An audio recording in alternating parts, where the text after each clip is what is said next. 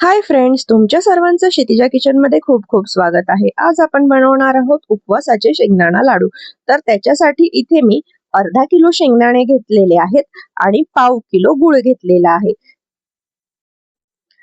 तर इथे मी गॅसवर कढई गरम करत ठेवलेली आहे आणि त्यामध्ये हे सर्व शेंगदाणे आहेत ते आपण घालून घ्यायचे आणि मंद गॅसवर आपण हे शेंगदाणे भाजून घ्यायचे आहेत.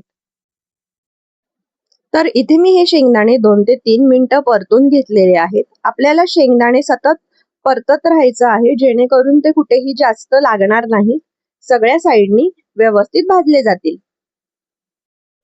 तर हे शेंगदाणे मी साधारण 7 ते 8 मिनिटं भाजून घेतलेले आहेत आणि गॅस बंद करून घेतलेला आहे. आपल्याला हे शेंगदाणे छान असे खरपूस भाजून घ्यायचे आहेत आणि शेंगदाणे थंड झाले का आपण याची सालं काढून घेणार आहोत. तर मी इथे शेंगदाण्याची सालं सर्व काढून घेतलेली आहेत. एकदम झटपट हे लाडू तयार होतात. तर हे शेंगदाणे मी या कढईमध्ये काढून घेतलेले आहेत आणि त्यामध्ये हा चिरलेला गूळ आहे तो आपण घालून व्यवस्थित मिक्स करून घ्यायचा आहे. आणि हे मिश्रण आता आपण मिक्सर मध्ये घालून व्यवस्थित फिरवून घेणार आहोत. तर हे मिक्स केलेले गूळ आणि शेंगदाणे आपण बॅचेस मध्ये मिक्सर मधना फिरवून घेणार आहोत. मिक्सर मध्ये फिरवताना आपण हे पल्स मोडवर फिरवायचं आहे, म्हणजेच आपण साधारण 4 ते 5 वेळा मिक्सर बंद चालू असं करून आपण हे मिश्रण मिक्सरला फिरवून घेणार आहोत. तर इथे मी हे मिक्सरला फिरवून घेतलेलं आहे. हे अशा प्रकारे आपण थोडं भरडसर ठेवायचं आहे. एकदम आपल्याला शेंगदाण्याचा भुगा करून घ्यायचा नाही आहे. अशाच प्रकारे मी आता सर्व शेंगदाणे आणि गूळ मिक्सरला फिरवून घेते. तर इथे मी सर्व गूळ आणि शेंगदाणे मिक्सरला फिरवून एका ताटामध्ये काढून घेतलेला आहे.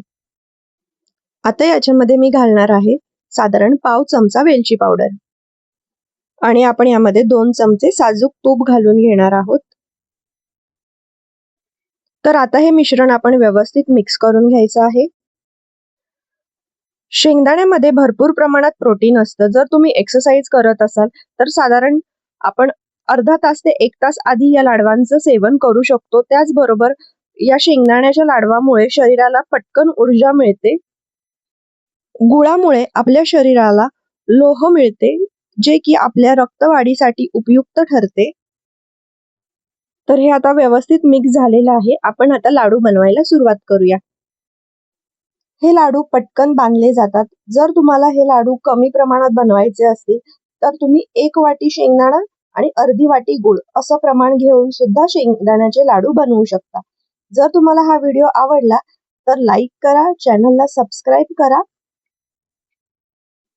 अशा प्रकारे आपण सर्व लाडू बनवून घ्यायचे आहेत.